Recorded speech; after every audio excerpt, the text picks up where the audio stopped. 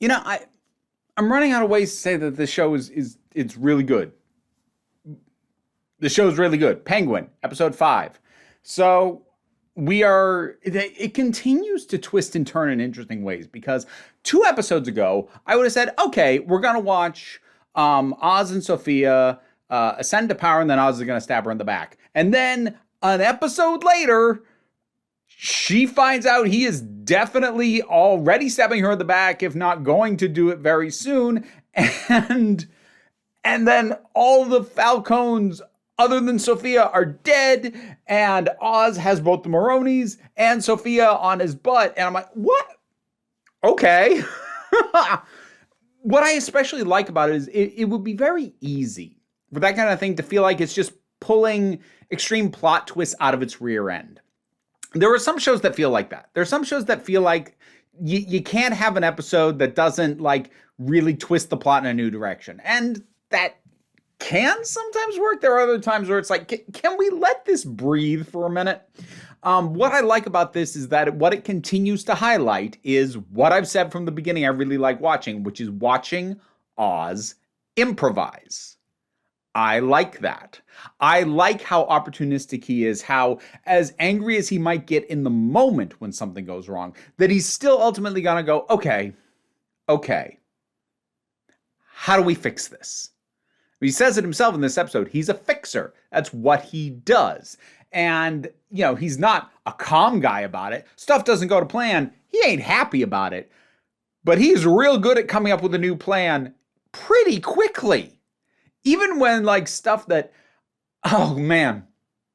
When he did the trade of the Maroni's son for the mushrooms. So there were 2 things in this I was like, oh my God. And they're directly connected. So we see Taj, the son, he's brought out and he's just dripping wet. And I was like, that's odd. I assumed they'd been waterboarding him or something like that. They send him over to his mother. He's just dripping the whole way there. And then, when the Maronis try and ambush Oz and his guy, and they take those people out. The fact is that Oz even set this up, that he could do this at any point, and also possibly was planning to do it no matter what. Actually, I would say likely, given that he had already taken his gun out before people showed up and started shooting at him. When he flicked open that lighter, and I suddenly realized that Taj was drenched in gasoline. Oh my God. That is ruthless. That gave me the same kind of feeling I had in my gut of that's badass, but god damn, that's the same feeling I had way back in the first season of Game of Thrones with the Golden Crown death. That was the same kind of feeling I got. And then it didn't even stop there because it set off the fire suppression system in the garage, and that ruined the mushrooms. Oh.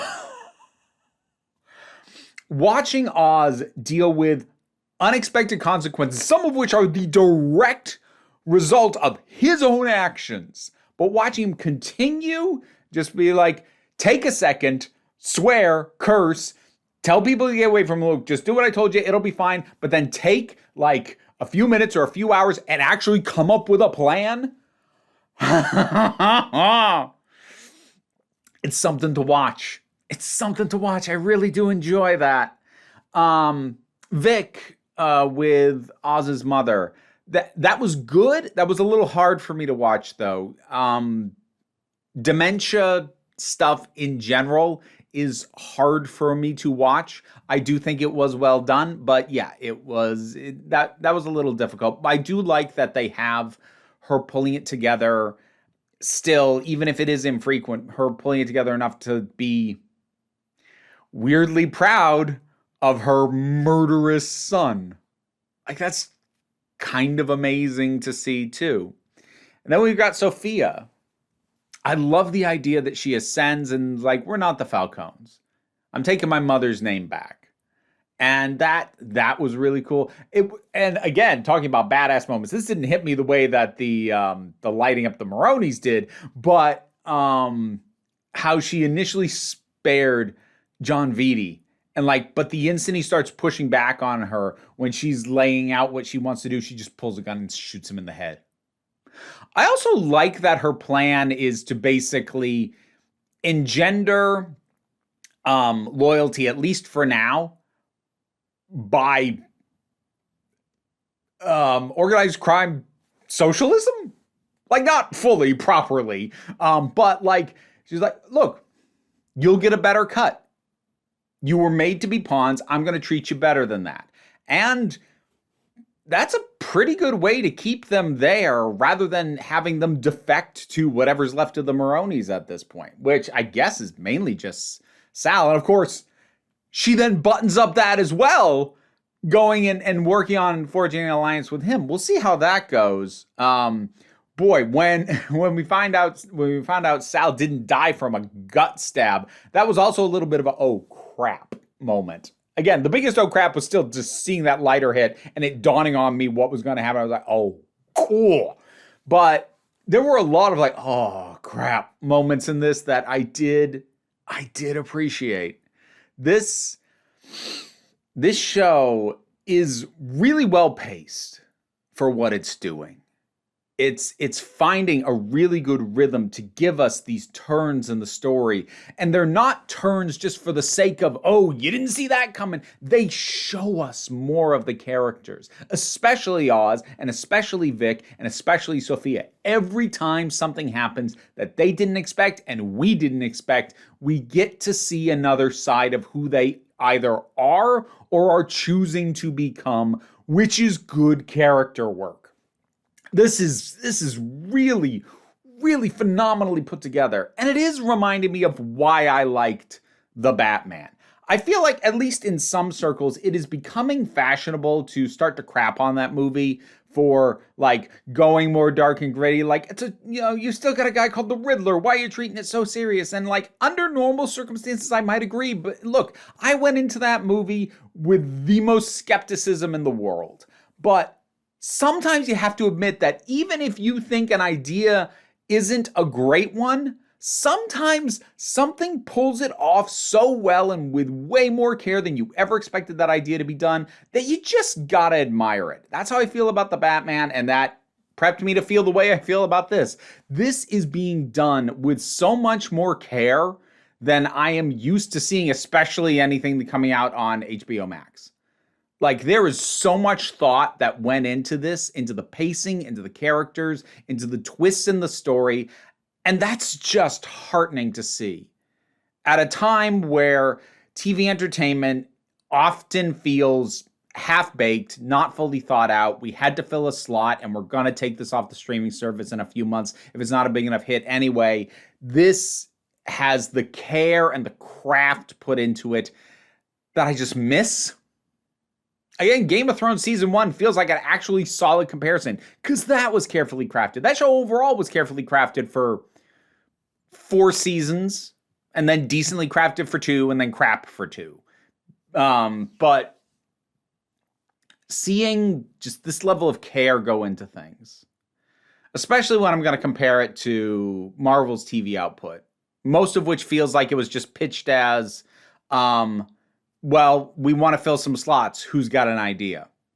There's a lack of passion and meticulous care in most of Marvel's output. Actually, I'd say pretty much all of it, even the stuff I like Loki being the big one. Even the stuff that I like, I can still go, okay, you made something pretty good out of this, but it still was made to fill a slot. This didn't have to exist. When I heard the pitch for this, I'm like, kind of, really?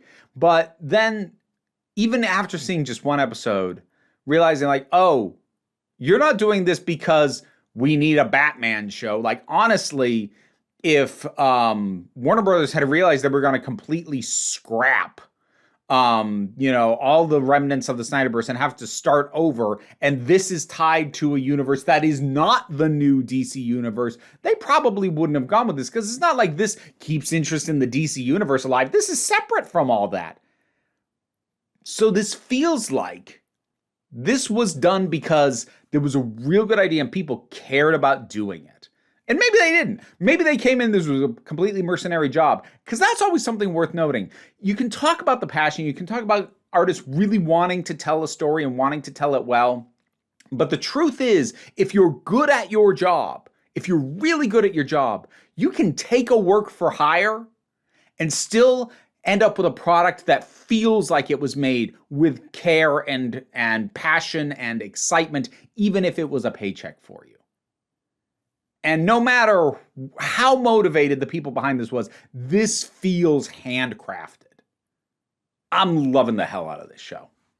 I suppose the only thing I'll say is, like, they brought the therapist back again, and I'm still kind of waiting to see where they go with that. He's like the one thing I'm raising an eyebrow at right now. I don't find him that interesting, and I'm afraid that what they're going to do with him is going to annoy me or tick me off. It hasn't fully yet, but he keeps dancing up to the line. I'm a little nervous about him, but like, I'm finding one thing that I'm like, but even that hasn't gone wrong yet. I'm just nervous it will.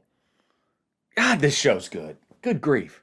Penguin episode 5. What'd you think about it? Whatever your thoughts are, drop something down in the comments. Let's talk about it. Patreon pays the bills, enables me to do this as my living, even if you can't help me out that way. Like, share, subscribe. They'll help. Links to other things I do down in the description. Don't worry too much about it, though. We take a relaxed attitude around here, so you can just come on back next time you need a break.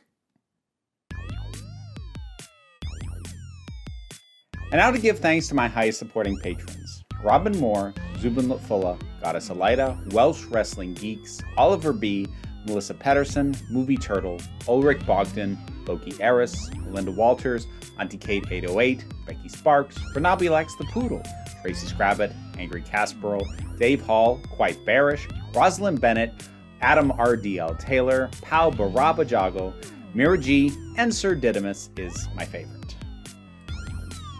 I don't know, it feels right that it's October the first time you're seeing all three of these at the same time.